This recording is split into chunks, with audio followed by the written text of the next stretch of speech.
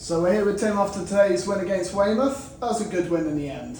Yeah, it's. I think the worst weather to play football in is high wind. Never makes for a brilliant spectacle. It's a real, the cliche game in two halves. I mean, when you're playing against the wind, you're battling it, and then all of a sudden you turn and you think, oh, good, we come in at 0-0 against the wind. We now got the win. Sometimes that can work in your disadvantage. So. I thought we were good value for it all the way through. I think, if weather had been more favourable, then I think we'd have been even more comfortable, because I thought, we were in control for pretty much all of the game, and it was just then trying to find those moments to win it.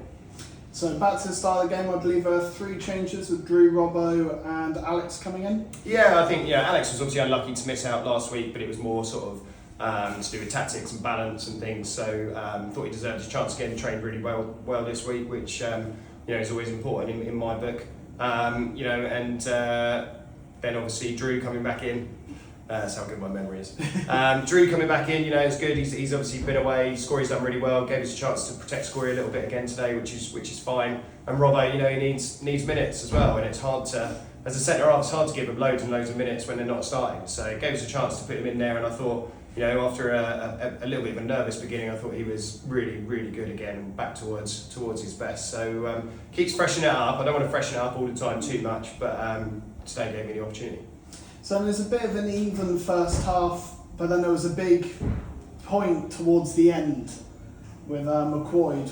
Was he on? Was he off? Yeah, well, we had obviously at the moment with Lewis as well, where referees waved away the penalty. Apparently, his explanation was there wasn't a gap for Lewis to try and go through, but he was in front of the defender, so I'm not quite sure how that works. But obviously, he made up for it second half. And then McCoy's, it's one of those where it's in, and it's almost like Lino's thought about it a little bit, rather than when the ball's played and all that. But we'll have a look back. I have no idea. I'm not in line, so if the Lino's got it right, fair play to him. If he hasn't, it's a frustrating one. But we just made sure that we didn't let that affect us. Second half it was about kicking on.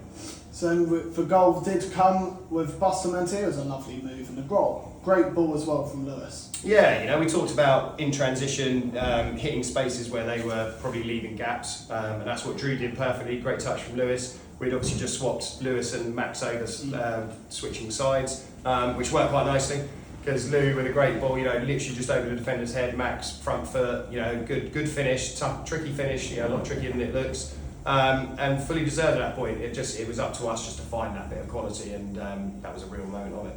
And then a few minutes later, we get a penalty and tuck that one away.